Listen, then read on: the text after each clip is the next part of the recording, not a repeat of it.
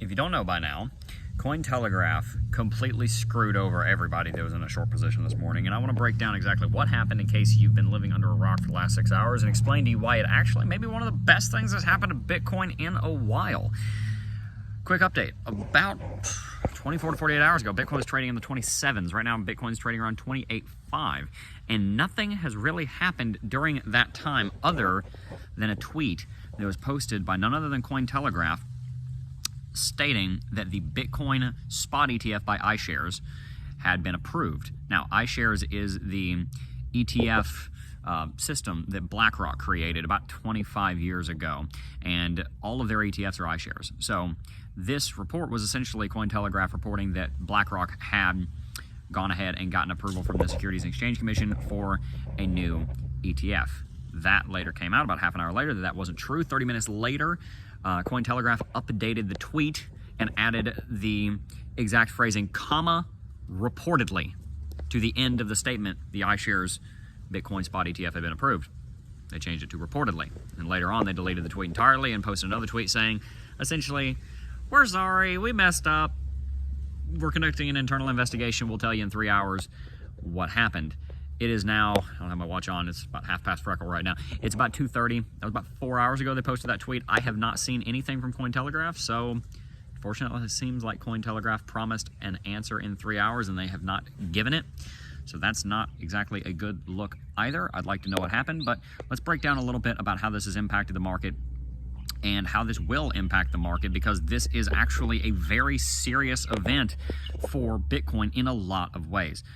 First things first, how did this impact the market? When this news broke, Bitcoin rallied exceptionally quickly. It rallied over $2,000 in 8 minutes. The fake news broke around 9 to 10 this morning, and Bitcoin rallied from about $28,000 to just shy of $30,000, very close to the yearly high. And everything's been happening on Twitter today, so I guess that's why the birds are going crazy. We pretty much immediately fell from there because about 8 minutes after it was announced, it came to find out that it wasn't true. And so Bitcoin jumped off the metaphorical cliff and came right back down. But the interesting part is that Bitcoin started out around 28.5 and, around 28, and now it's at 28.5.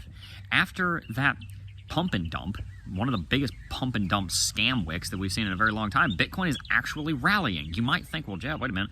Wouldn't Bitcoin be going through just a massive crash right now because of the amount of embarrassment that the cryptocurrency space just got in front of all the institutions? Think about it. You got your JP Morgan, you're Jamie Dimon, you're sitting up in your big ivory tower, and you look over at cryptocurrency, you say, oh, wow, look at that, the ETF got approved. Oh, wait, that was fake news. Somebody fat-fingered something and posted something they shouldn't, or they were paid to do it, or, and I'll talk about this in a second, there was market manipulation going on and somebody was trying to profit from it. That does not give anybody confidence in cryptocurrency. And so this is a complete disaster for PR in the cryptocurrency space. So again, you might be wondering, well, why is the market rallying considering one of the biggest PR nightmares that we could possibly have witnessed just occurred about 4 hours ago? Well, the reason that I think that Bitcoin has rallied so much on the fake news is because we now have some kind of inkling as to what will happen when, not if, but when the Bitcoin spot ETF does get approved. Gary Gensler is not going to be the Securities and Exchange Commission chairman forever. Eventually, he's going to be replaced. And it's not hard to find somebody who's not as staunchly opposed to crypto as him, because he is essentially mega mind of the cryptocurrency space. Just about anybody is going to be more friendly to crypto and to the idea of a spot Bitcoin ETF. And so when he gets replaced, it's just about 110% likelihood that they are going to be at least somewhat more friendly to crypto and will get a Bitcoin ETF approval. The man is standing against many other nations that have already approved Bitcoin spot ETFs, like what we saw with Jacoby just a couple of months ago over in the Netherlands. And the majority of the public that cares at all, the vast majority of the people that are vocal about the idea of a spot Bitcoin ETF want it to be approved. It is a popular idea. And so Gary Gensler is standing staunchly opposed by the majority of the people in the United States whose opinion matters and is heard on this. So when he gets replaced, an ETF is going to occur, and we now know that when the ETF occurs, and when it does get approved, we shouldn't be at all surprised if Bitcoin does rally $2,000 in 8 minutes, if not even more. Because a year and a half from now, when we have a new president coming in, traditionally you see a new Securities and Exchange Commissioner chair come in with a new president, even if it's the same president, but even if it's the incumbent president, a lot of times there's a new chair. So Gary's going to lose his job, which everybody's been kind of hoping for the last 2.5 years. And he's going to be replaced, and we probably will get a Bitcoin ETF at some point in the next year to 1.5 years. When that occurs, the market's going to go through a very large rally. And so I think part of the reason that Bitcoin's rallied so much, even on the fake news, and sustained a lot of that rally, is because, one, it built bullish momentum, and now nobody wants to be in a short because, golly, why would you? You just lost $72 million worth of shorts to liquidations. But it also shows people that there's a lot of dry powder on the side that is ready to deploy if the right news story comes out. It shows that there is exuberance and excitement and enthusiasm on the sidelines waiting for the right kind of catalyst. And if we do see the right kind of catalyst, which eventually we will, we're going to see a major rally. We're going to see Bitcoin jump a few $1,000s on big news. And that gives people an idea of the market sentiment. It helps us to understand that there is a lot of enthusiasm, a lot of money on the sidelines ready to pour in at the right news. And in just 8 minutes, we saw $2,000 increase in the price of Bitcoin. That's about $40 billion being put into Bitcoin, by the way. About 20 to 40, somewhere in there. I'd have to run the math, but somewhere in there. About 20 to 40 billion dollars, about $30 billion worth of market capitalization was added in 8 minutes.